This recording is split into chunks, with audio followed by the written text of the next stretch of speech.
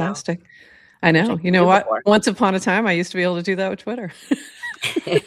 The before times, like last week. Anyway, GM Adrienne, hey, you look a little different today. What's going on? Do you like how I purposely didn't do a virtual background either, so you all know where I am? Yeah. So where are you? I'm in a phone booth at the XMTP switchboard, which is like their network of co-working spaces in every cool city in the world. So I'm in Soho, New York, and because there's a nice little XMTP meetup here happening in a few hours. So came in for the day. And yeah, office space is super cool and styled out. And I found myself a nice little phone booth, and lighting not good. Sorry. Lighting not good. And I said, Adrienne, don't you carry around a portable ring light with you that attaches to your computer at all times? And surprisingly, she does not. Because I absolutely do if I'm going to be anywhere but home. So I don't know. I was just very surprised to hear that you just don't have that, thrown in your bag. No. I brought my mic. That's about as good as I can do. That was good. Your sound is perfection. You look great anyway.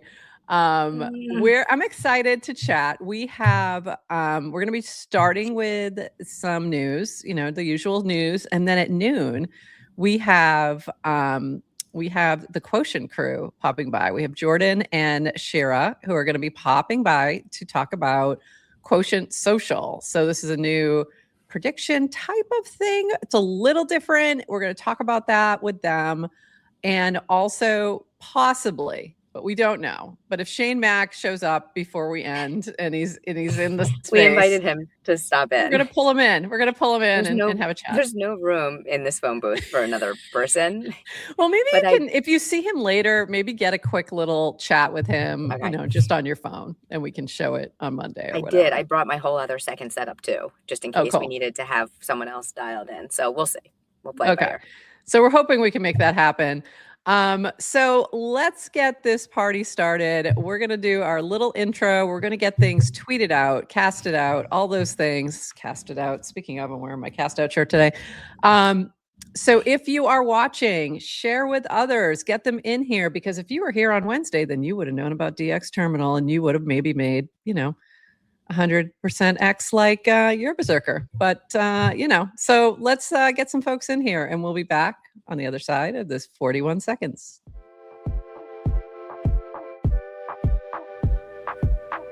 Welcome to GM Farcaster, bringing you everything from breaking news to spicy memes to the deep lore shaping this vibrant digital community.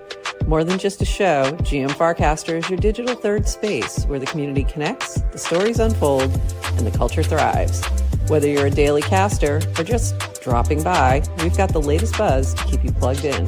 So grab your coffee and let's dive in with your hosts, NounishProf and Adrienne, for another episode of GM Farcaster.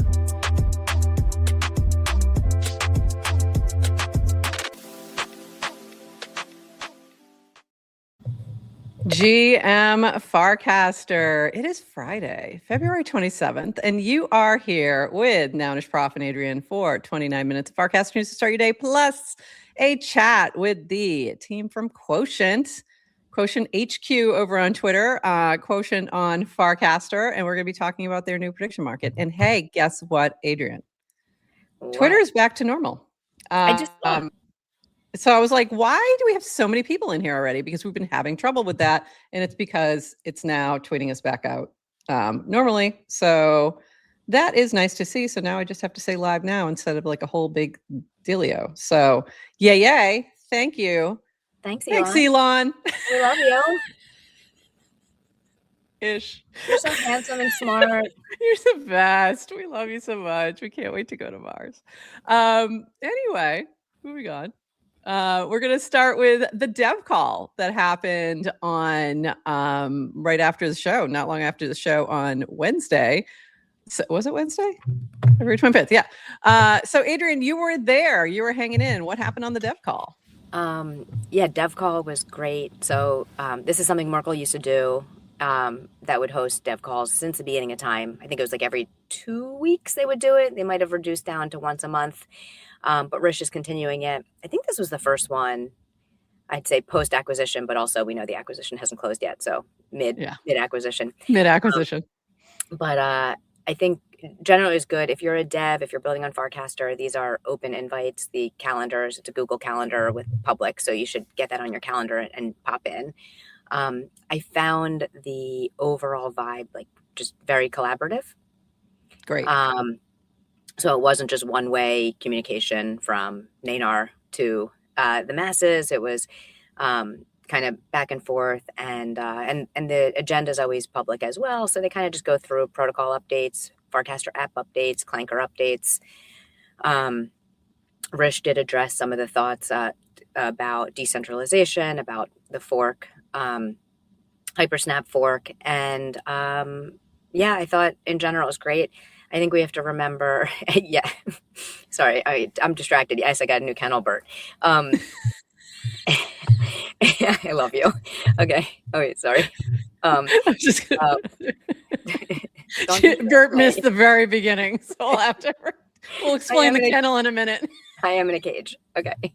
And I think it's important to remember, like, as much as it, like, Nanar's been around forever working on Farcaster, but they just brand new team just took over all of the assets. And I told him, like, I don't even think the app really goes down, but you have to understand anyone it's all brand new. So I'm trying to give the team a little bit of grace in this interim. And I said, well, I've been sitting on all my minor annoyance bugs, which I would normally cast out and ping DWR about.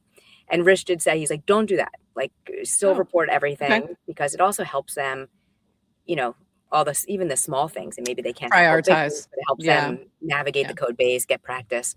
So, tag Nanar when you do that, because I know it's collecting the information. So the bot, if your score's high enough, the AI agent, if your score's high enough. Sorry, let me rephrase. If you're a 0.99, which you are. We had a bunch of people join since we started right at the very beginning. So Adrienne, just remind the folks, where the heck are you? So the Bertworths can understand what your new kennel is. Yeah, I'm at the XMTP switchboard, one of 3 locations in New York City. I'm in a phone booth. So my background, I purposely did not do a virtual background. So, I'm in this kennel. So you'd see that she's in a phone booth. But the actual office space is like one of the highest styled places ever. I'm in Soho. It's like all cool leather couches and dark light. I don't know. I feel like I'm in a nightclub. It's super cool, like a lounge. It's great. And then there's an XMTP meetup in a little bit, right? And then there's an XMTP meetup in a few hours. I think we're going to be hearing about what people are building on XMTP. So very cool. And I think Shane announced this. It's called the switchboard. If you are building on XMTP, you can join this community, and you have access to co-working spaces in like dozens of major cities around the world. I know. Yeah. So, and you get 10 free passes a month. So for people like us who are kind of solo builders, and it's like, it's great to have a place to. Yeah, it's fantastic. Question in the chat, will Farcaster continue building on the same protocols as before? Are there going to be some changes? And go ahead if you want to answer that, but I assume it's still the same as far as we know. But definitely the same. Yeah. Same. Yeah. Same. And I think you can find the notes. There used to be notes that they would keep in this Notion. So I'm assuming you still can. So you can find that from Rish's cast here, which will be in our show notes later today. So you can look for that if you want to check out the notes from there. Adrienne, I need you to explain this, because you promised I am the real Yuzuka's, you would explain who Manny is. So I'm a bit, so explain this. Do you recognize that as Pugsin's PFP? Yes, 100%. Yes. Okay. So if you just look at this part of the guy, it's Pugsin. And yeah. I learned about Manny through Pugsin, but Manny's like an open source 3D like character that people can use in like video games or anything you need a 3D moving character for. So that's all. I mean, there's not much to it. His name is Manny. He's a character. He's like a mannequin. Yeah, Manny the mannequin. it's Pugson. There was a time like a few months ago where everybody else on Farcaster decided to change their PFPs to also be. Right. There's like a couple of variations of Pugson? Manny. Yeah. Go to the Manny main website. I think it's manny.game. I linked it somewhere. You linked it right here. Manny's okay. dot Manny's dot game. And he like moves around. You can play with him. He's delightful. But the only reason I don't know, it showed up in my phone as like on this day. So I must have screenshotted it a year or two ago. Yeah. And so I had to cast it. So yeah, and that is it. And that was her saying, showing up to the dev call with my questions like, So there you go. Now we've explained it. There you go, Yakuza. You got the thing.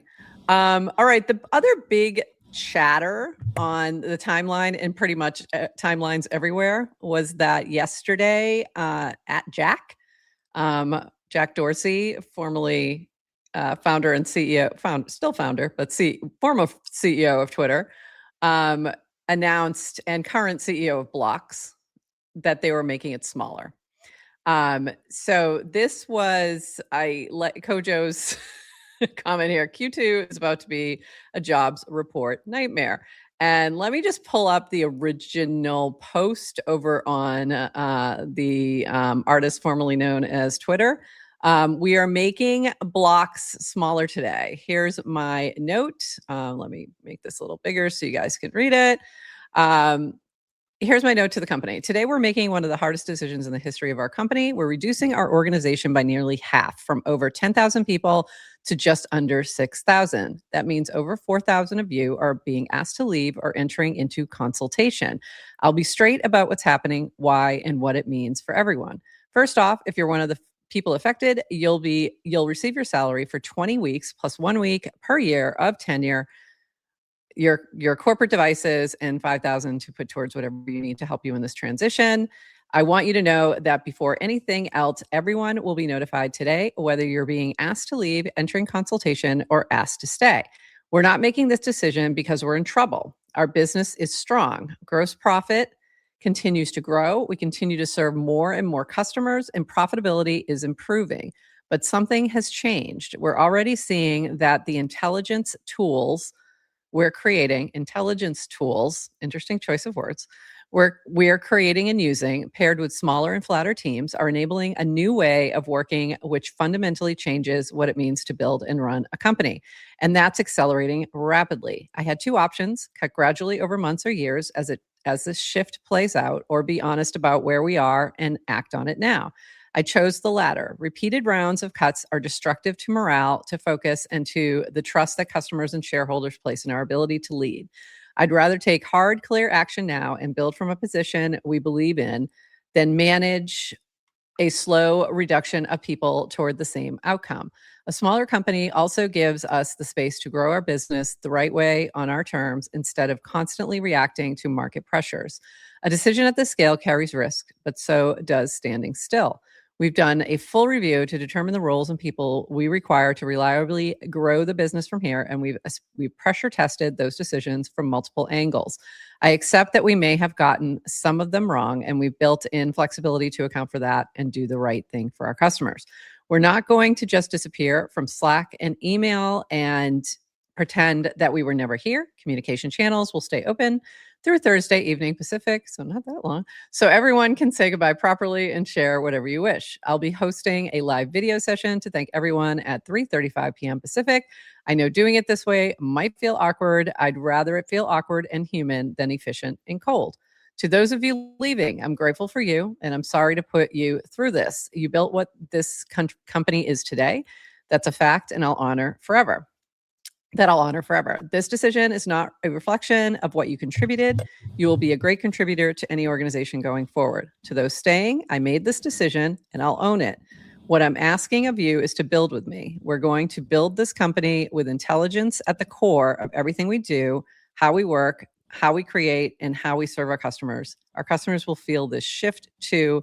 We're going to help them navigate it towards a future where they can build their own features directly, composed of our capabilities, served through our interfaces. That's what I'm focused on now. Expect a note from me tomorrow, Jack. Normally, I would not read a whole thing like this. I had reasons, a couple of reasons, but I want to just follow up with a couple quick things before we dive in and talk about it. We had this, people, thank you, people, for weighing in with the pink slips. Nobody knows what a pink slip is, but that's, if you get laid off, they used to give it to you on a pink slip. So that's a little old school. And then there was a lot of pushback on this announcement that felt like, oh, you're blaming AI, which honestly, they only said intelligence tools. They never really said AI, but we know what they're talking about. There was pushback that, oh, you just overhired. This is your way of cutting back. You're blaming AI. And then there was some back and forth on this. So I just want to read this from Jack. Yes, we overhired during COVID because I incorrectly built two separate company structures, Square and Cash App, rather than one, which we corrected mid-2024. But this misses all the complexity we took on through lending, banking, and BNPL, and that we're now targeting 2 million plus gross profit per person, 4x our pre-COVID efficiency, which stayed flat at 500K from 2019 until 2024. We have and do run an efficient company better than most. All right. So here was my comments on this. I've been through layoffs with a company where I had to lay people off from my department. I chose to lay myself off. That's another story for another time. But other people were gone as well. And normally when this happens, it's very abrupt. It's because for many reasons, there's usually, legal reasons and just, processes that they want to do. It does tend to be very cold and very quick. Like once you find out you're leaving, you're out the door and that's it. Goodbye. Right. Complete cut off from systems and information. Exactly. So that's why when he mentioned the Slack and this and that, even leaving it through Thursday, that's pretty unusual. The other thing was this notice was unusual to me, like very unusual to issue this type of communication, first of all, publicly, and so detailed in terms of packages and things like that. And I actually really appreciated this approach, minus the all lowercase, which we'll talk about momentarily.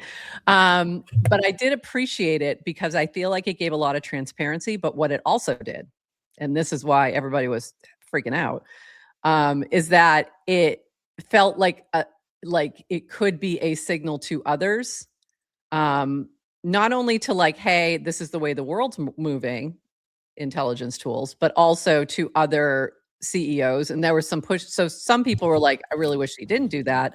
I personally was like, I appreciated the transparency and the way it was communicated. What were your thoughts on that? And you probably have, similar experiences where you've seen this happen, whether to you or somebody else or, Yes. And I've also been through the experience of kind of like the continual layoffs where it kind of like downward spiral. Those are awful, by the way. Where it's every few months because morale is just, it kind of tanks until you're done. And then you can kind of start building back up. So I really respect the like rip the Band-Aid. Rip the Band-Aid off. Yep. By the way, that's exactly what happened at my company. So that did immediately jump out at me as well, because that's what they ended up doing because it was 2001. I don't think they were planning to do it, but then the world demanded it. And they did a couple more rounds of layoffs and it did exactly tank the morale. So it's definitely a better way to go. Yeah. I thought masterclass in communication, like coming right out in terms of direct, and this is what the announcement is. Let me address what people are thinking, which is like, what about me? You're the this is what we're doing.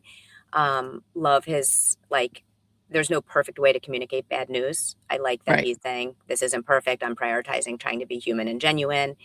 The treating people with dignity, keeping systems open. It's an extremely high trust move to make. Yeah. TBD, whether that, it pays off or not, but then no TBD, no TBD. It paid off at least. No. So hold on. The stock price. That's coming next. I just mean in terms of for the employees and and when someone treats you like an adult, it's hard to then you're more likely to then treat them like an adult back and not have a tantrum and take and also not bullshitting. not bullshitting. Like you for the leave most feeling part. good. You leave It with dignity. appears to me, without having additional information behind the scenes, it appears to be like, here's exactly what's going on. I'm not bullshitting you. I'm not pretending like this is, happy news for everybody. Coming off this Latrini article, it is exactly what, right? So like, it doesn't matter what the reason was, whether it's we overhired, right? So it's this massive move, and the stock market loves it. I mean, like it's earnings seasons. So like, it doesn't matter what a tech company puts out, that Wall Street hates it. It just, all tech companies are down except the one that cuts half their workforce, and Wall Street loves that. So what does that signal? Even if it's like, it could be a good move. It's a very scary signal if you're a worker. Right. Because other CEOs will be like, oh, I need to do that. Even if it makes sense or not. So it's wild. It's wild. It's wild. So I think we're going to see ripples of this for quite a while. And by the way, Symbio, totally agree with that. Everyone should get a Satoshi Nirvana shirt on the way out the door. If you haven't seen, he wears the Satoshi shirt a lot that looks like the Nirvana happy face. I have a nouns version of that I wear on occasion. Didn't think to wear that today. Really wish I had consulted with Symbio on my attire for this morning. All right. So a couple other notes on this, and I'm going to try and sort of speed run a little bit just so, because I do see our guests are starting to filter into the green room. This was from Montaluna. I actually find the most insane part of this to be the utter lack of even attempting to capitalize letters, even though his shift key works by typing the pound. Like, obviously. And obviously it was probably typed on a computer, not on a phone. And then there was a back and forth with Aaron or Aaron. I'm going to say Aaron. I'm going to say Aaron today, and I'm going to explain that in a minute. With Nanar. Call him EI Ron. Ron. EI Ron. Ron. EI Ron. Yeah, EI Ron. This was really funny to ask Nanar. Nanar, is there some underlying ideology of why people purposefully use all lowercase? And said usually aesthetic, sometimes ideological, rarely accidental. And then asked Nanar, why have you been trained to use all lowercase? That's the part I thought was interesting, because that's the house style here. I wasn't trained to hate capitals. I'm configured to write in lowercase to keep it consistent, voice minimal, internet native, slightly sardonic. It's branding, not belief. If I flip to proper capitalization, it reads like I put on a blazer and filed a JIRA ticket. I don't know what that is. Caps are tools. Right now, I'm choosing the hoodie, which I just thought was really funny and feels, I'm going to say it feels a little grin coated. I don't know if it is, but it gives me grin, not even rish. It gives me grin. So I thought that was interesting. I'm sure it's easier on many levels, but I will continue to capitalize things. I don't even know what that is. I don't know what JIRA is. Anyway. It's go ahead. Do you want to explain it? Bug tracking software. Yeah. So like if you don't like to-do lists and tasks and boards, it's like, it's no, definitely not just bug tracking. So it's like tracking all kind of software. That would be something I would never use. So this is really funny from Aaron. I'm going to say Aaron, about watch around the 16-minute mark when you want to see NounishProf struggle to pronounce my pseudonym, which I'm still struggling. Aaron. And then I really realized that I missed such an opportunity to say Aaron. And I just massive missed opportunity there. So I just wanted to acknowledge that. Okay. So anything else? I don't think there's much else to say. I think it's a matter of wait and see on the Twitter, on the Jack Dorsey blocks what happens. But it's going to be interesting. I think it's not the first. It might be the first, but it definitely won't be the last. But we've already seen a lot of tech layoffs that are going kind of underreported because people are, I think, nervous. So there we go. Also, who doesn't like this type of thing in a midterm election year? Anyone who thinks they might end up in the minority. Okay, before I say this next part, NFA, DYOR, your results may vary, but we had Poof on yesterday from DX Terminal talking about the AI agents. Everything launched on Tuesday. You could do deposits. Trading began yesterday. My little flamingo agent was doing great, doing less so today, but doing great. I took some stuff out just to, I risk assessed. So this was a lot of fun, but I saw a lot of people who were like, what is this? How do I get in? I'm like, you know what? You should have watched Farcaster. You would have known ahead of time. It's kind of fun to see people diving into it. It's a really fun platform.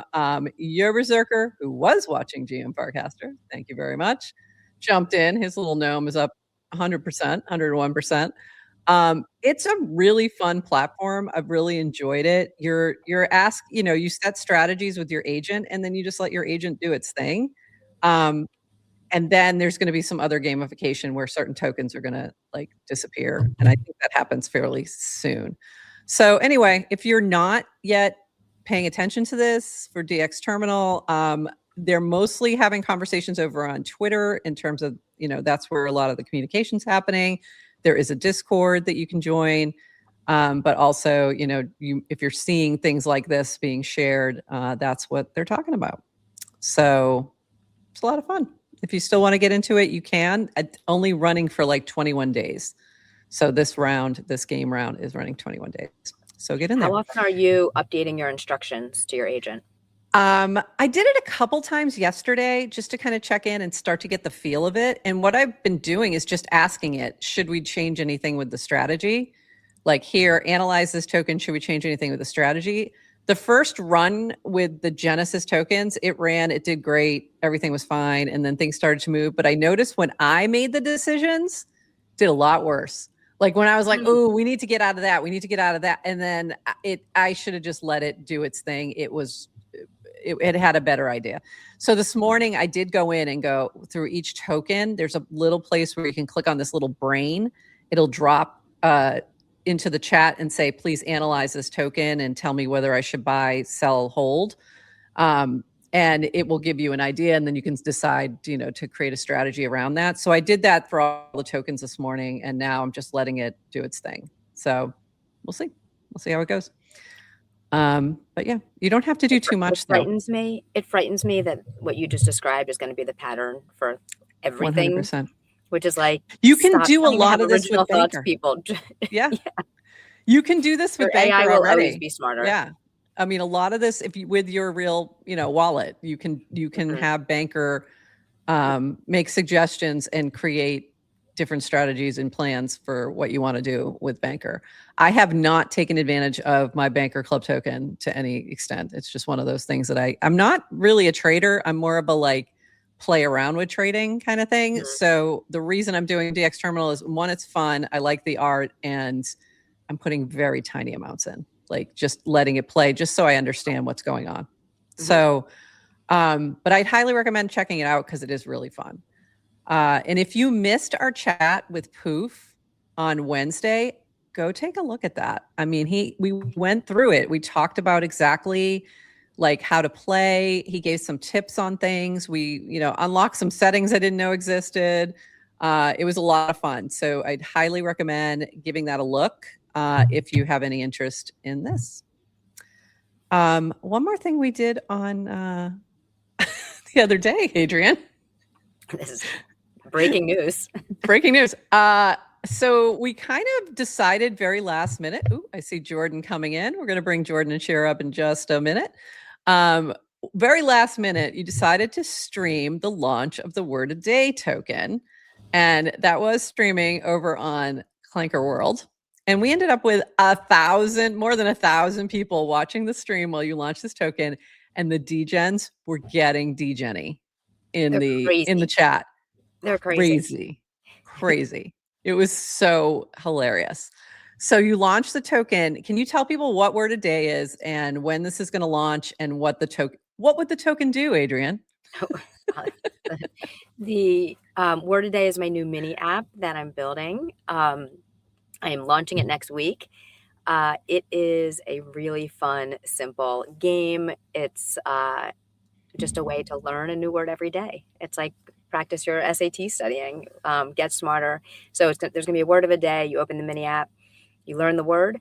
You have to then use the word in a cast at some point before the end of the day to prove that you actually learned it. And then an AI will go and grade and give you a score based on your usage. And then you can kind of climb the leaderboard, see how you did compared to your friends. The purpose of the token is just you need to hold a small amount of token in order to. I was just waiting for you. I'm getting to that, Dan. Thank you. You just got to hold the token in order to play. So small amount of token, we'll gate to play, and then we'll use the token later on to do various rewards for people on leaderboards and for playing. So it's a fun little app coin. Fun little game. Yeah. Mm-hmm. Fantastic. So if you were a beta tester with Adrienne, you should have a little airdrop waiting for you. Go check the Purple Rain app by MVR and you will find it there. All right. So I want to shift gears. We still have some builder news that we're going to do, but we're going to do that after we chat with the Quotient team. Chat with some builders first, and then we'll do the builder news. So I'm going to bring up in just a second. I'm just trying to get my little links open because we're going to talk about Quotient. We've had Jordan Ruminations here before. We've talked about Quotient itself and what that does, but now they have Quotient Social. So we're going to bring up Shira and Jordan. And Jordan, your little PFP isn't showing and it's making me sad. Oh, there he is. Never mind. We don't need the PFP. I wasn't sure if he was going to be on camera or not. So welcome to you both. It's great to have you here.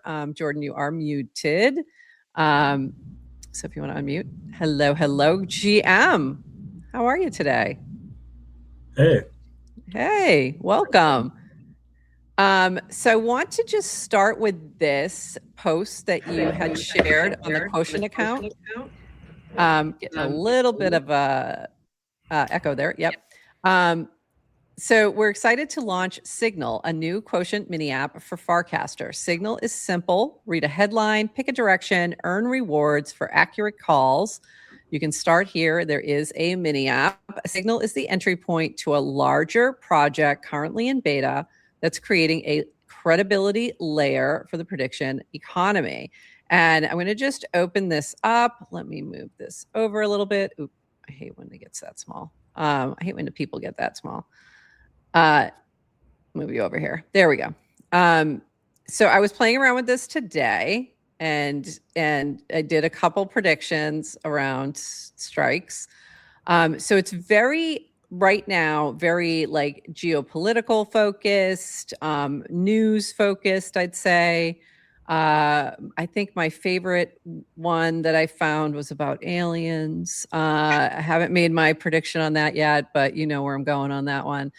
And then there is also the larger site Quotient.social, which this is, if I'm understanding, is still in beta. You do need an invite code, but this is where I was finding the alien question.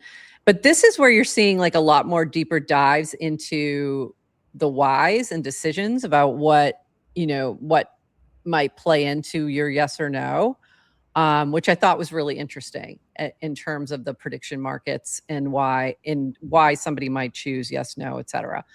Okay, so let's circle back. That's just a quick sort of very high level overview of things that you guys have shared, but I want to dive in more into what this is. Why did you decide to go in this direction? And tell us a little bit about Quotient Social. So I don't know who wants to start. I can start. Okay. So Quotient is now a platform for investors and later businesses to understand how world events impact financial markets. We're starting with prediction markets because by aggregating liquidity on these issues, they tell us which topics people care about and feel uncertain about in terms of what the outcomes will be. So they also have an inbuilt market for the data because people can trade on prediction markets, right? But the longer term vision is that the forecasts like the one you just showed on aliens can inform people who want to make bets in prediction markets, but it can also inform people who want to make bets in other assets or manage risk in other ways. So we're in addition to generating these forecasts, we're also linking the forecast to other financial instruments like equities. So you can say, oh, well, if there is a deal with Iran, the price of Boeing stock and Airbus stock might go up because part of a envisioned deal would involve us relaxing sanctions and resuming those aircraft sales. So a lot of people will say, oh, prediction markets, like I don't understand. I don't like them. It's betting. It's like sports. And it's like, well, you'll care about it when the link between these events in your portfolio becomes more clear. And I think people will also care about it as the mini app experience that you displayed, where people can help calibrate our forecasts by sharing their judgments on these issues, gives them an on-chain track record where they can leverage that in the future to earn part of our revenue. And hopefully one day we'll be able to use that data to underwrite credit for people. For instance, maybe someone wants to give you like a credit line to make bets because they want part of your upside, or your demonstrated track record of expertise makes you more creditworthy in the new economy where old credentials don't matter as much. And how we got here was, Quotient was originally a growth analytics platform. There wasn't a lot of people to sell the data to. Like most companies in our space are heavily subsidizing their services, and we couldn't afford to do that because we were mostly bootstrapped. So it was like, okay, what's a high value application for this data? One was like, well, potentially we could like underwrite people. And we had the credit mini app, and we gave out a bunch of loans. And the only interesting thing people were doing with the money, economically speaking, was betting and prediction markets where they had an edge. Interesting. At the same time, I was playing around in like geopolitics prediction markets because I have a background in that stuff. And I was like, wow, these are really mispriced. Like if you read Reuters, you could tell that like we're going to seize another Venezuelan tanker, or the odds of a strike on Iran early in January are very mispriced. And very quickly, I was one of the top 0.003% of geopolitics traders. So I was like, well. So what you're saying is we should just be copy trading you. Got it. Okay. No, we're actually very against. I'm just kidding. But what I would say is that I think that people should contribute their insights where they have expertise and hone their judgment, because that is a very human skill that's going to be hard to automate and that we're trying to harness within our platform. So yeah, it was like, okay, maybe instead of analytics for meme coin traders, we can provide analytics for people who are trying to understand how to adapt to like a world that's changing very quickly. It's a far larger market, and it's a market that I care a lot more about because it's about the future of media and instilling accountability in media. I definitely have found myself looking at, even if I'm not, putting any guess in, I've been looking at Polymarket and other prediction markets for news, for like, where is something going? I didn't watch the State of the Union the other day, but I was like very curious to see, did he mention crypto? And I was like, apparently not. Before I was like, oh, let me go see what was said. And I went to look at what was mentioned, and I'm like, oh, nope, didn't even mention it. So there's like, some news in terms of like, this is what we think is going to happen. But then there's also even looking after the fact of like, I'm checking there to see what's going on. I was looking at Polymarket I didn't put this guess in, but I should have, and I regret it. My Ricky Martin thoughts that he was going to show up at the Super Bowl. I was so sure about that, and I didn't bet on it, and I should have. But I was talking to friends while we were getting ready to watch it. I'm like, no, I think he's definitely going to be here. Look at Polymarket. Like Polymarket says he's going to be here. And they were like, no. I'm like, yes, look. And they were like, what is this app that you're looking at that you knew that? And I'm like, because there's a lot of normies out there. They don't know what Polymarket is. They're not looking at Kalshi. They're not looking at prediction markets, and they don't know what this is. So I think you're right that we're seeing news that we're seeing it in like a flow in both directions, where we're seeing news that's impacting prediction markets and or revealing like news that's about to come. And then we're also seeing sometimes where prediction markets are influencing news. So there's Totally. Yeah. So Shira, like what, Yeah. how did you end? First of all, I forgot, I meant to like bring my Namaste Joe. He's back there on the, he's way back there and I can't get to him right now. Both of them.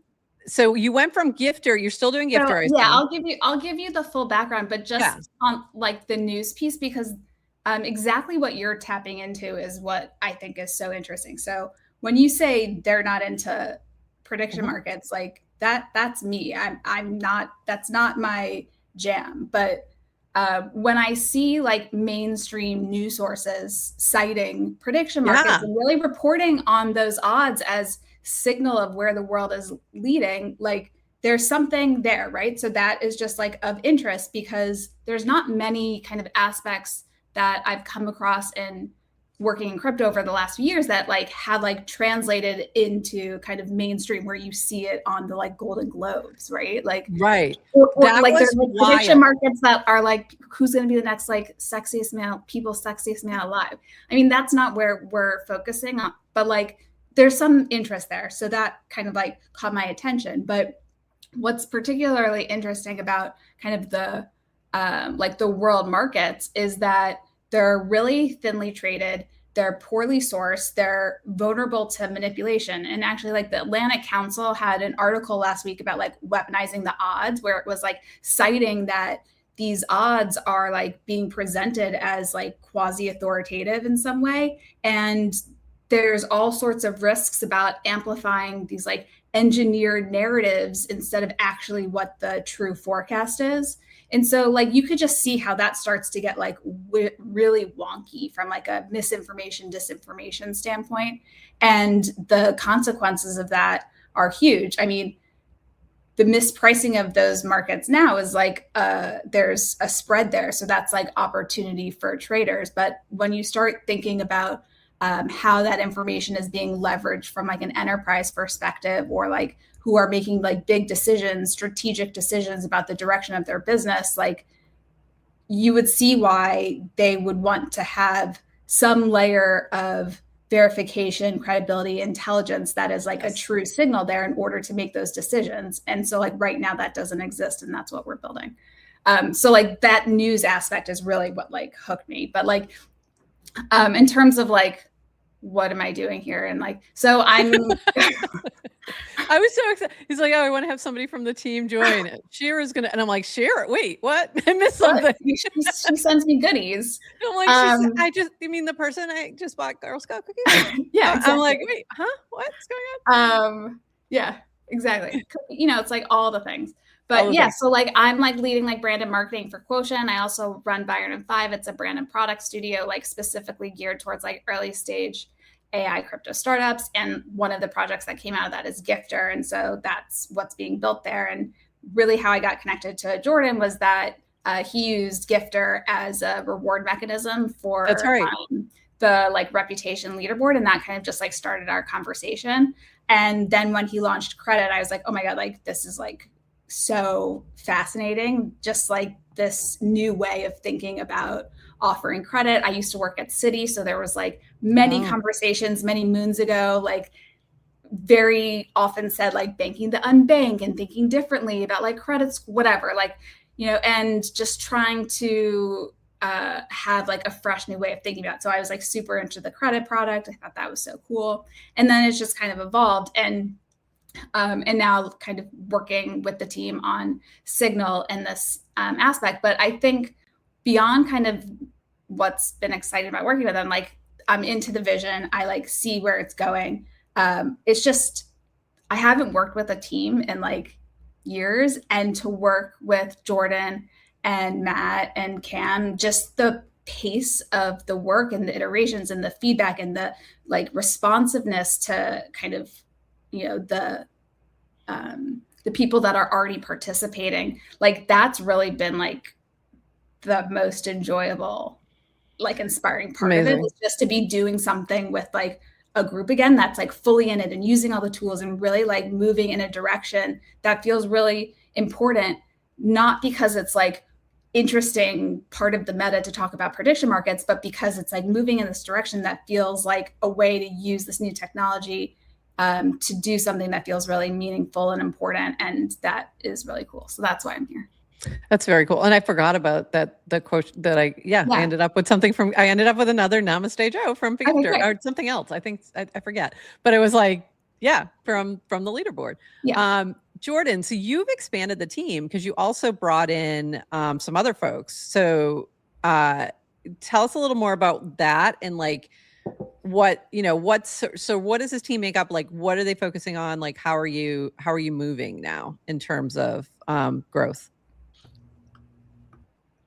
Yeah, so Compreni and Nifty Time from Onchain Inc. joined, and Compreni is leading engineering and contributing a lot to product, and Nifty Time is leading partnerships and community. So kind of both playing to their strengths there, with Compreni having 8-9 years as a founder at Cent and Onchain Inc. building products. And Nifty Time's background at Gemini doing enterprise partnerships. So, I didn't know that. Yeah. Wow. So I'm working closely with Compreni on evolving the product, and kind of I'm a more intuitive thinker who just likes to do things and then learn from doing things, and he's more of a systems thinker. So we can kind of work together to systematize and bring clarity. And that was the Tippin crew. They had the mini app Tippin that I believe they've sunset that now, if I'm correct, when they moved over. Is that? I think all of accurate? Their services are still operating. They just aren't. They're not running the like special, like when they were doing certain promotional things. Okay. Right. Yeah. And I originally did like this crowdfund for like a chatbot essentially, and he was one of the initial contributors, and then they were one of our biggest clients at Quotient. We ran a lot of campaigns with them. So we've been working together for a while before we formally joined forces. And then JC4P Khosra has been helping with some of the data work. Oh, we love JC4P. We love you. We love you very much. We miss you. So these are all folks that you have met on Farcaster. This is why I want to highlight this. And we've seen this happen over and over and over again, that people who are active on Farcaster got to know each other through different projects, through different partnerships, end up, working together on something new, something bigger. And this happens, like, I can't even count how many times, well, including Adrienne and I, but so many times this has happened. So I love to see this. And if you are watching this over on Twitter and you have not jumped on Farcaster yet, and you may be job hunting real soon, because if you saw the beginning of the show, you might want to. Just saying, if you got skills, you should probably be building stuff over on Farcaster. The base, I think, half the base team is from Farcaster was hired because of stuff they were doing on Farcaster. So just really cool to see how all those connections came together. And I've always, we had a great chat with you. I'm going to actually add it to the show notes for this show today. Back a while back with Jeff Goldberg about Quotient and thinking about social signals and social capital and the way that kind of all works. So I really like the way you're thinking, like how you're connecting all these dots together, and thinking about credit at the financial core of this, and how do you prove reputation online, not just kind of guess at it from just the surface, but kind of digging down into connections and into how you build reputation. And I personally really love the new leaderboard. Big fan. Big fan as somebody who wasn't able to quite crack that top 10 very often on the old one. I'm doing great now. So I kind of love that. So I might be a little biased there, but I like how you're sort of connecting all these dots, and I think there's a lot of different applications to what you're doing. So when you're thinking, like, I know you're focused right now on this particular iteration, but like what else is sort of, thinking more future look ahead, in that very big brain of yours, by the way. I think you're just one of the most brilliant people that we see hanging out on Farcaster. What are you thinking about in terms of other things like down the road? This is all that I'm thinking about, like all the time when I wake up, when I'm walking the dog. And the broader vision is that if you look at Farcaster, the rewards were exciting, but like, where does the money come from, right? Right. It came from A16Z and Farcaster's investors, essentially. There wasn't any real revenue. And the revenue that Farcaster did generate, and may still be generating, I'm not tracking super closely, I guess Nainer has revenue, is largely people farming the platform. Like the premium or whatever that was called, Farcaster Pro, is primarily purchased by people who were trying to farm for rewards. So the way that I view Quotient is the future of media, where it's a vertically integrated information services business like Traitors. And if I could share my screen to kind of... Yeah, you should be able to. If you... I can remove mine and stop sharing, and you should be able to. Can you all see? Hold on. Let me add it to... There we go. Now we can. Sweet. Yeah, so like if you go to my profile on Quotient, it shows you all of the calls that I've made. So like, I don't think that there's going to be a Trump Greenland deal signed. I don't think that's safe bet. Out as leader of Venezuela, so on and so forth, right? And this all bubbles up into my Quotient score, where I'm being ranked on how the predictions play out, the engagement that I was getting on my post. We've hidden them now, but there was a whole social element of the platform, or there is a whole social element of the platform where I can write a post about why I think a market's going to move in a certain way, and then add analysis to that post that gets connected to the rest of our context graph. And people could upvote and downvote and comment on those. So I think that the future is more a score where social engagement is part of your Quotient score, but the primary determinant is like, are you doing something that generates real economic value? And by kind of what we're doing now in terms of having hundreds of users provide their judgments on those prediction markets and getting that context graph that combines their reasoning with the reasoning of our agent that's doing research in all these markets, we get a data product that we can sell to people. So like, these are financial instruments that are connected to our prediction markets, and we're ranking them by how exposed they are to political risk. And if you click in, you can kind of see which markets that prediction markets or forecasts they're exposed to. And you can like click into here to get the rationale. So that gets closer to what people will actually pay for in terms of investors or businesses to guide their trading decisions, or to manage risk. Or if you're trying to trade a prediction market and you're like, oh, I don't know where to start, we're trying to make it easy. Like, we think this market is probably the most mispriced geopolitics market on Polymarket. We don't think that Reza Pahlavi is going to be recognized as the leader. There's a spread between our forecast and the market forecast. Like, multiple analysts have looked at this. It doesn't have a lot of liquidity. So that provides like an easy starting point for people to make these trades. And as people see the track record of our agent, where like it lost one earnings market, unfortunately. But if we look at geopolitics, where it's supposed to be focused, it's like consistently winning those markets, and it's consistently winning politics markets.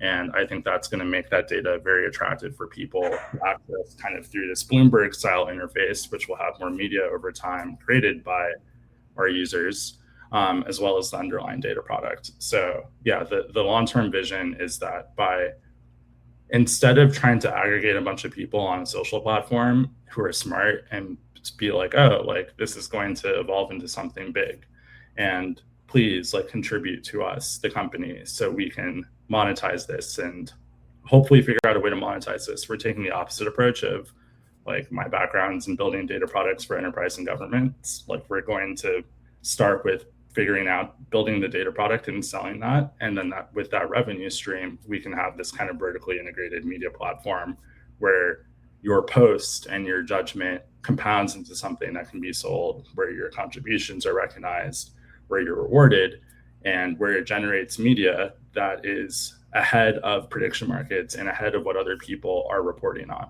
Like we're seeing consistently that markets are converging towards our positions on these issues, like with Iran, for instance. Like right. We were pretty confident that there wasn't going to be a strike by tomorrow evening. There's a lot of tension right now, but it doesn't look like there's going to be. And the market has converged from where it was to our position now. So there's so you have like so you have the folks who are sort of putting in their thoughts, like of saying yes, no, et cetera.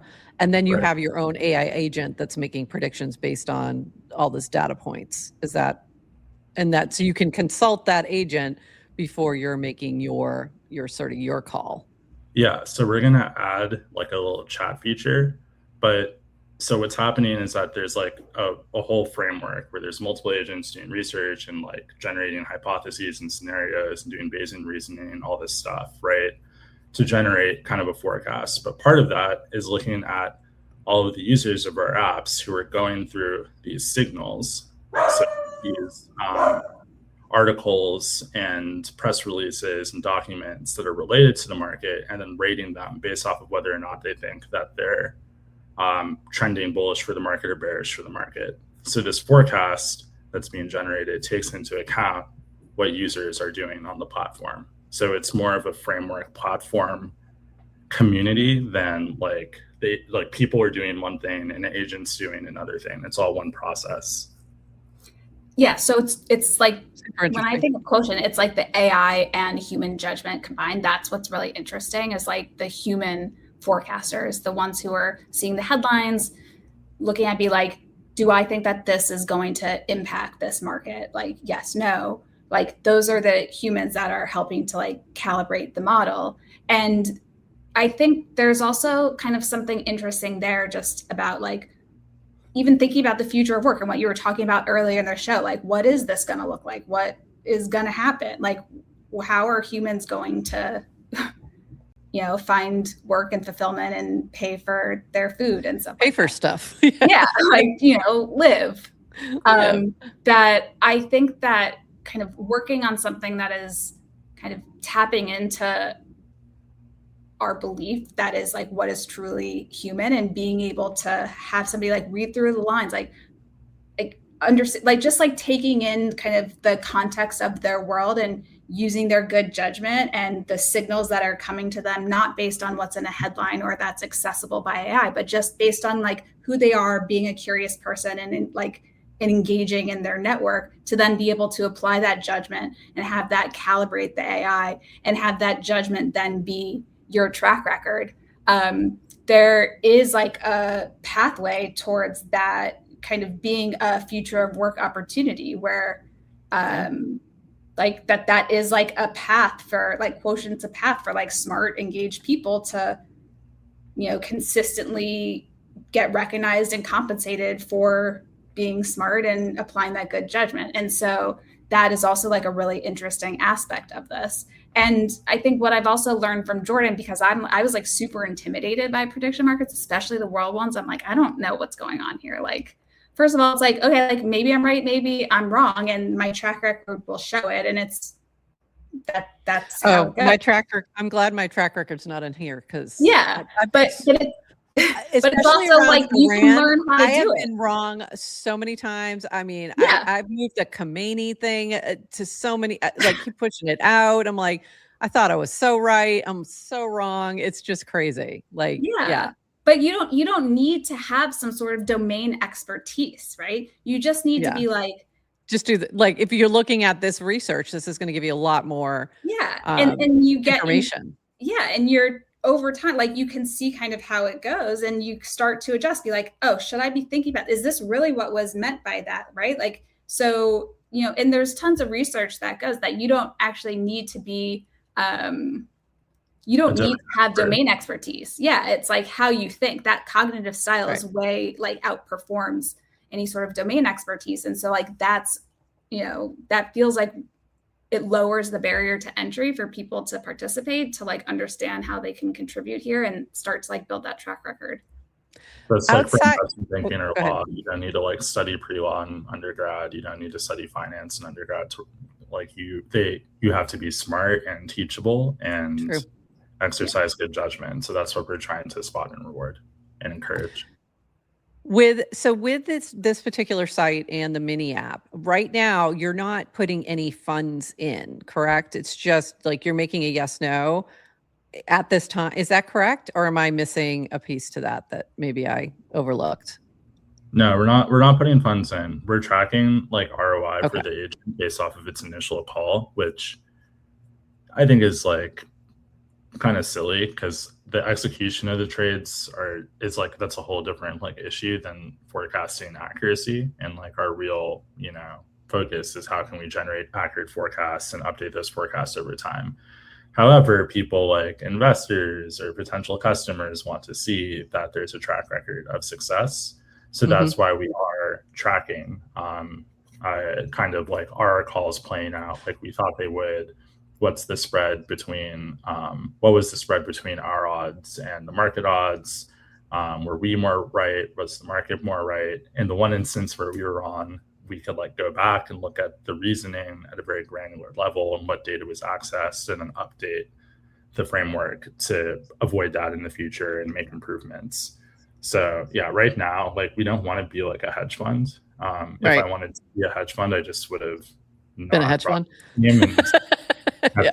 Markets myself, but I sincerely think that this is the future of media. And in like 10 years, if Quotient successful, you won't go on X and see people posting AI slop that's designed to like generate engagement that misconstrues the statements of senior policymakers or of corporate records disclosures, because those people will be punished, and you see it all the time, and it aggravates me. So yeah, that's and kind the other. So in terms of like the data you're pulling, are you pulling more like? Are you trying to pull more like primary sources, reputable things like that are being sort of analyzed rather than, sort of scouring social media? So we,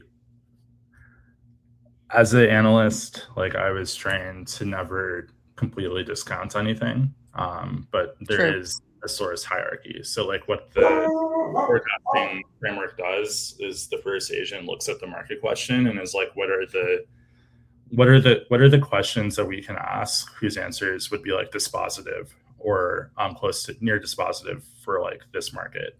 Right. And then based off of that, it does research, and depending on the type of market, there's certain types of sources that might be more credible or relevant. So like Edgar filings for, publicly traded companies, or in the international relations context, like, Stimson's like a very reputable think tank. So there's that, like, I mean, if you work in this space, like they all hate each other and they all think that they're hacks. But compared to like, I don't know, like some like Twitter person, random person who doesn't really know anything and just is loud. Yeah, right. So it's looking at all that and then it reasons through it and makes forecasts. So I would say that the quality of our sourcing is a big plus for the platform. Like if you compare like what's here in terms of the citations and the signals and the analysis, and then you like go to like Polymarket and look at the Polymarket comment section, it's clearly a step above, right? So that's kind of our first point of comparison. And we think that once we're a bit more vocal about what we're doing, like this is still invite only, we haven't really promoted it much, and add a few more features to make it a bit friendlier to traders, we think that we'll get closer to kind of our goal for like the next 2 months, which is to get a major prediction markets platform to integrate our data through our API.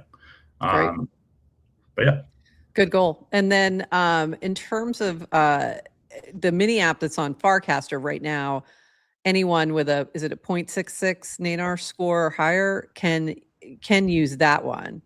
But this main platform is still beta, correct? Yeah, because we're going to be selling access to this. Correct. Okay. And the idea will be if you're, on our leaderboard, like Kazani. Let me go back. Are you able to see? Yeah. Like your Kazani, like he's really good at this. So like we want him on the platform creating content about these markets where you can't, it's currently hidden, but there's this whole social content media aspect. So yeah, the idea is that that's kind of like a starting point for people to prove themselves and earn rewards. They can kind of get featured onto the platform and earn more rewards if they do well. And it's also a source of proprietary data for us to tune our models. I was getting so confused at first before I knew that you had launched this new thing, because I was like looking at, you were talking about leaderboards and I was like, wait, who? They're not at the top of the leaderboard. What leaderboard? I got confused that there was two leaderboards and they were very different. So I was trying to like get that kind of dialed in, but I understand now. We've got a couple questions. Jonathan Colton with the most important one. How do you get invite codes? You just ask nicely. Ask nicely, and if you're a reputable human, you might be able to do that. Sigwider, great point here. You can definitely use prediction markets for teaching and learning moments. I agree. And I think that the way you guys are building this out, it also becomes a sort of one-stop shop on sources for particular things that are happening in the news, like where you could learn more about that particular, whatever it is, geopolitical moment. I think that has a lot of, like the way you're thinking about this is Reuters, like that has a lot of value in terms of education. So I think that is great. Also, this always bullish on teams, people having a vision to add value with ability to implement that plan. Love that. And then also from Jonathan Colton, does Quotient have an agent like Bracky? Like, will you be able to tag it and say, say yes on this particular market or not at this time? Yeah, so a lot of the markets that we offer are not like legal for US residents to trade. So at some point when we have the resources to hire lawyers to develop a strategy for offering trading compliantly or some sort of process for mediating between users and the trades and the revenue, the ROI of those trades, like we will. There is a Q agent, and Q is working and interacts with people on the platform, but we're not going to kind of open it up for everyone to use and do stuff with until we have the resources to support that. Q is very expensive to run across all of these markets to generate all these forecasts, especially when we're working on the pipelines and figuring them out and have to rerun them and there's bugs and whatever. But yeah, so it is very interesting though, because you look at how much we spend on like Anthropic for those model calls, and then you look at Q's performance on the leaderboard, and then you look at other people's performance, and Q has a score and everyone else has a score. So you can kind of be like, oh, well, if we're paying Q this and this is Q's score and this is your score, if we had the money, we should pay you Y. And I think that is like a very interesting way to think about how. But if they're using Q, if they're looking at what Q is analyzing and using that, isn't that playing into it? Like if I'm looking at what that analysis and just going, oh, they're saying this, I'm going to say this because they have a 90%, yes rate. I mean, like correct calls. So you could do that. And I would say that's like cheating on a test. It's like if you cheat on a person, you'll get a good grade, and then you'll get the benefits of having a good grade. But down the line, if you don't actually master the material and how to study, you're going to get wrecked when something that you're not prepared for. Yeah, that's true. But yeah, true story. I hope that people want to that view Q as a credible source of insight and make decisions based off of it, and they're starting to. So it's exciting. Yeah, Bert Worse, we also love how his brain works. We love how your brain works. Adrienne, I know you're in your little phone booth over there. Do you have any questions or anything you want to comment on? What do you think? It's super cool. And I was just playing with the mini app while you guys were chatting. And I like the onboarding flow. I can't wait. She can't wait. She does this during the show. I mean, it's really funny when it's just the two of us and you can tell she's completely distracted because I've mentioned something and she's now playing with whatever it is. Yeah. I'd rather be in the audience. No offense. Just was leaving her alone. And so she can go play with the new things. I mean, I hope everybody does it. Yeah. I mean, now you all should go do it, but can you wait till the show's over? Yeah. Yeah. And KMAC soon. Yeah, soon. I'm trying. We're working on that. We're hopefully getting a hat market of what hats and if we wear hats and things like that. It won't be likely. I think the Quotient markets are a little above what, they're not really looking at that kind of thing yet. Well, we're not that big. We're not that big for that particular market. But it's like you need like a water cooler for people to like want to hang out in. So like, if I can share my screen again, if that's okay. Yeah, you can. Yeah. Yeah. Yep. So like I was on a date last night and I was like explaining what I did. And I was like, oh, like, here's the homepage. Like, I'm curious from a UX perspective, like, what do you want to do? And she was like, culture, celebrities. Yep. And then I showed her some other stuff. Love that how Jordan, we were talking about the hats we were wearing and he immediately went to celebrities.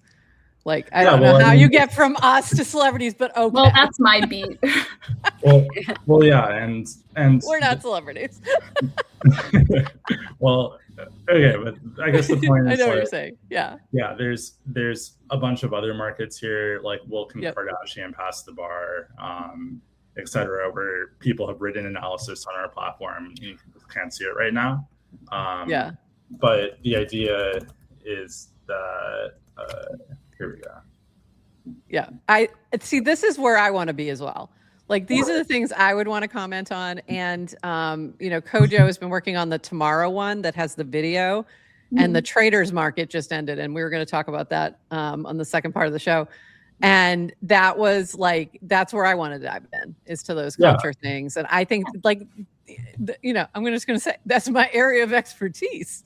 Is anything on Bravo? And it's expertise, but it's just like competence built over time by absorbing a lot of that content, right? Spending way too much time. People can do this for fun, like when they're like bored, and then they're like, okay, time to go back to the data mines with like Somalia's like GDP like forecast or whatever it is, right?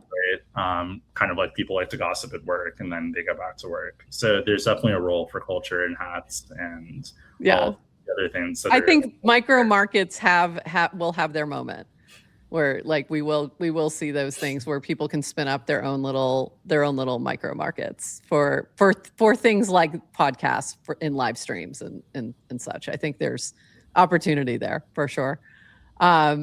But yeah, the other thing we need is Kanye going to pass the bar?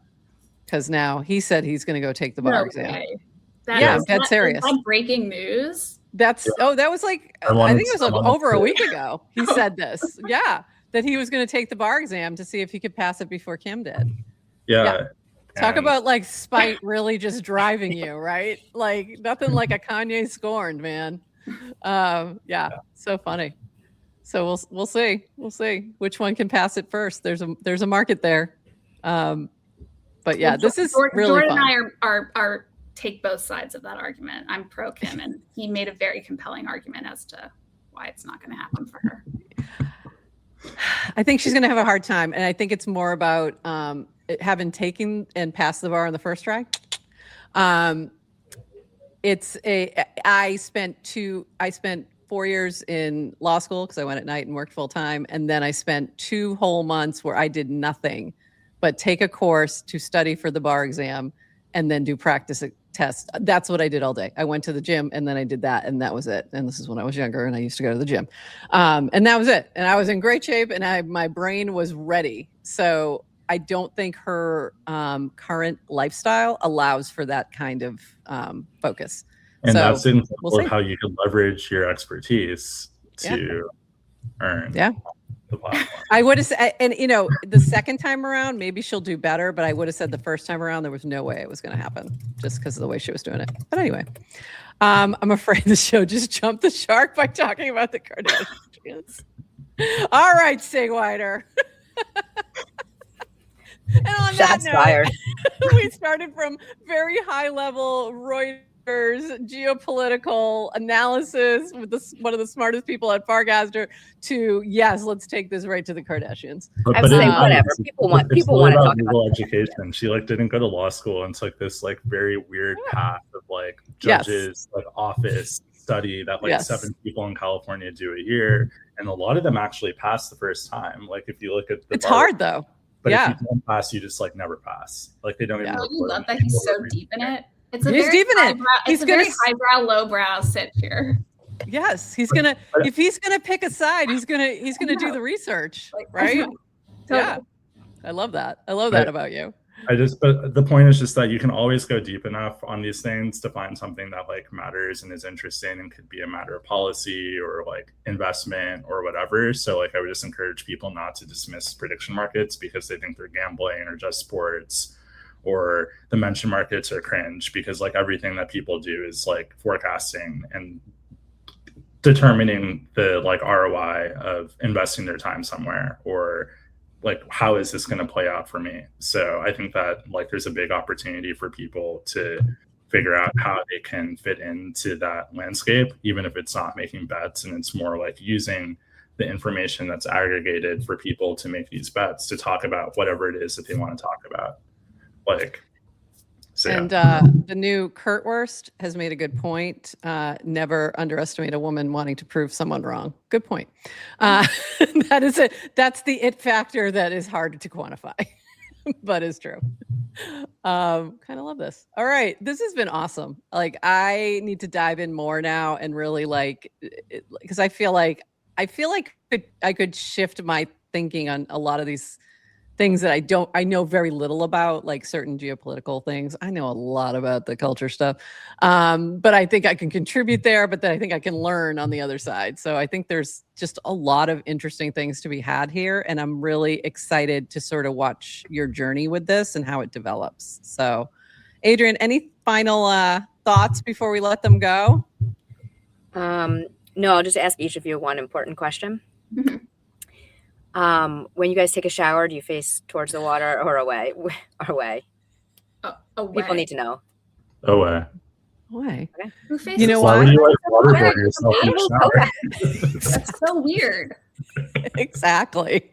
Like, I can't believe this is even a question. Does anybody say towards? Yeah. No. Just like the only time I've ever seen that is like in a movie, and it's usually some cop who's had a really rough day and they've got their head down, and like that's the only time it works. No, because you're all sides need the water. You got to rotate. I know, but you rotate. You don't stand like for a few minutes, and then you turn around. You stand the other way for a few but minutes. you don't like spend the focus there. Especially maybe it's because I'm tall, but like if I stood facing the shower head would be like literally in my face too. Yeah. So that's like that doesn't. And if you have long hair, like most of the time you're backwards. You do a little bit in the front to like rinse off. The rain showers were invented by men with the short hair. So Sigwider, you thought we jumped the shark with the Kardashians. Now we're talking about shower heads. It's very important. You know what? We contain multitudes. We contain multitudes. That should be a prediction market. We have lots of ideas. It's sort of rotisserie chicken style. Good to know. All right. Thank you both for being here with us. Cher, I'm so happy to see you join this team. I think this is a great, I think you're assembling quite the team. We've got a little bit of the Avengers here coming in. So I love to see it, Jordan. And thank you. Yeah. Thank you for being here with us. And please let us know when you have updates and stuff like that. We'll make sure we highlight them. We'll be keeping an eye on that anyway. But if you want to come back again, let us know. Hit us up and we'll see you around on the timeline. Thank you so much. Thank you so much. Thank you. Congrats, guys. And all right. That was awesome. I'm very excited. I need to dive in more. So interesting what he's been doing. They're cooking. They are seriously cooking, and it's super, super interesting. And we'll have all of these links in the show notes. So if you missed like what the heck we were talking about, you'll be able to take a peek more, especially for what they're sharing on Farcaster, which is currently available. As long as it's a low threshold too. You just need a 0.66 Maynard score. So there you go. We've got a couple more things to talk about real quick, and we're going to whip through these because Adrienne's got to go party with the people at Switchboard XMTP. Little meetup happening in a minute. This from our friends at Betr. Congratulations to former cast out player Tracy It, who was on she was on the winning tribe, and actually she was one of the reasons that they didn't win. Well, the Faithful didn't win and JC did. So congratulations to Tracy It for winning the first ever Betr Games. For her win, Tracy will win this NFT created by Doodle Day Darling, the iris behind the Betr with Burr logo, and 100 million Betr. Fun fact, Tracy It came second to Dante Forever in the first testing iteration of this game. Prizes will be settled soon, so if you played, look for that. Huge thank you to Toady and NetNose for the autonomy to build fun things like Betr Games. So this was really fun. Plants crushed it with the mini app. It was great, so well done. Was really impressed and looking forward to. I think they're going to do some mini versions, like pulling out the different individual games and doing some things with those. And then, so look for more from Burr and Friends. This from Jake. I'm thrilled to announce QR is no longer just a mini app. Many months in the making, the QR app is now live in the iOS App Store. Welcome bonus for a limited time only. We're offering new users, and this might be over, I'm not sure, 100,000 QR welcome bonus when you download the iOS app, download the app, and DM for the invite code. So a lot more context here if you want to learn more, but go check this out in the iOS App Store. Very exciting. Congratulations, Jake. Yes, congrats. Cooking. This is like great example of like when you start seeing QR everywhere. Yeah. We'll know where it started. We will. And we'll talked about it here. And you have, heard Jake talk about it on this show. So, what are you guys doing? Got to be watching GM Farcaster on the regular. You can also go back and look at just the individual interviews. Everything's available: YouTube, Spotify, Apple, wherever you want to check that out. Meanwhile, on another prediction market that's very different, and also I love the different takes on prediction markets that are coming out of Farcaster. Mm-hmm. This was from Kojo. We closed our first tomorrow.eth beta market for the Traitors finale yesterday. Learnings, clips are fun. People like to bet on shows. Gems need more utility. iOS app would have been smoother. Building that out now. So super fun. Really enjoyed it. I had my take in here saying that Rob was not going to win the Traitors because I overestimated the intelligence of the Faithfuls. If you don't watch the Traitors and don't understand what I'm talking about, sorry. I also underestimated the charm. Rob apparently just had everybody fooled, and he's the most charming man on earth, apparently. So there you go. So for those who followed along and saw my clip and bet no along with me, I apologize. I'm sorry. Luckily, there was no real money on the line, and that's why we like the Tomorrow mini app. No real money on the line. I did my first clip on Tomorrow app yesterday or 2 days ago. Oh, I have to go look. What was it on? The market is, will there be another slap at the Oscars this year? Oh, I got to go check that out. Okay. What was your, no, don't You'll even tell me. I'm going to go to the app to go to the app to find my Go take. to the Tomorrow app and check it out and see what Adrienne's take is. We have this coming from Yasik. I did not get clarification on this. So I'm just going to say it, and then I'm still waiting for an answer to my question. A creature unlike any other, a dreamer, a disruptor, a degen. 777 supply, free mint, Q1 2026. Enter dream.degen.tips. But when you go there, you have to connect your Twitter. So I was waiting. I did ask a question of why. Let me know why before I do this, because I'm not comfortable. So waiting to find out more information, but you can go check this out if you're interested. If you're holding, my understanding is if you're holding 1 million degen or more, which I still am, you are automatically off the wait list, but I'm just waiting to hear more information. So there you go. But something's coming. Looks like there's a cute little new mascot that's coming. So just curious to see what this is all about. So keep an eye on Yasik, and hopefully we'll know more soon. Meanwhile, in Fruitling Valley, if you're playing along in the Fruitling Valley mini app, and if you're not, you should be. 2 weeks in, we're celebrating the brave souls who endured horrendous egg failure streaks. 5+ consecutive failures, you get a share card. 10+ consecutive failures, check your shop for a special farm gift. You got a statue. So I now have a statue showing that I had 10 egg failures in a row where there was nothing in them. You get a little egg, then you get a little fruitling. This is the way this works, but sometimes the fruitlings have nothing in them. And now you can get a statue if you had enough of those. So anyway, if you've been playing along, go check, because you might have something waiting for you there. But honestly, this has been a really fun game. It's a great little distraction. You're just farming, and it's super fun. It's very social. You can visit other people's farms. I'm enjoying it. It's incredibly well done by Matt Kim and James. Is it James Kim? James Kim, I think. I think they're brothers. I'm not sure. I shouldn't be saying things out of sorts. But anyway, they're doing it's really, really well done. Very cute. Go check it out if you haven't already. Have you done this yet? Have you? No, you haven't. You haven't. I can tell. No, but if you invite them on the show, I'll play while they're here talking. Of course you will. Only time. Fantastic. That's it. That's how you get Fantastic. One last quick thing. We were on Farhouse yesterday, and you can go back and listen to the recording. It was really us talking about sort of our journey and just different takes on those kinds of things. And we had some questions from the audience. So anyone who was there yesterday, thanks for hanging with us. And Catfax had a question about what was making me smile yesterday. And my answer was Flava Flav and Public Enemy, because I was starting my day with Fight the Power. And then you had a little comment about that. So I'm just going to read this. Speaking of Fight the Power, here are 2 quotes about power I highlighted yesterday that I mentioned in our Farhouse chat today. 4 basic ways we can respond to punishment. We can comply, rebel, withdraw, or manipulate.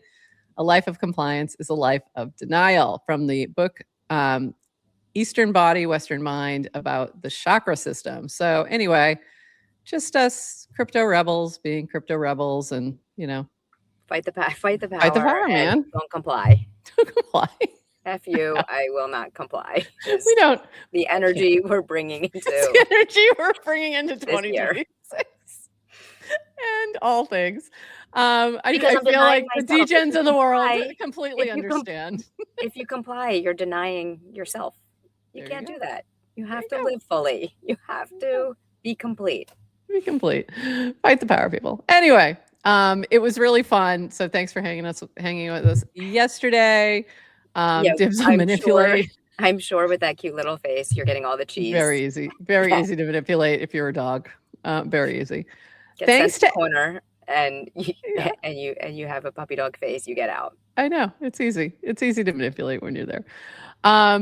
Thanks to everybody who hung with us today. You guys, we're almost up to about 1,000. Thanks for hanging with us. Hope you enjoyed the chat with Quotient. That was amazing. I'm really interested in what they're doing. I need to dive in a little deeper. We will be back Monday, and I don't think we have a guest on Monday yet. Do we? Not yet. That I'm not aware of? Okay. No guest Monday. No guest Monday. So we're going to just hang. We'll be on at 11:30 a.m. Eastern on Monday, as we are.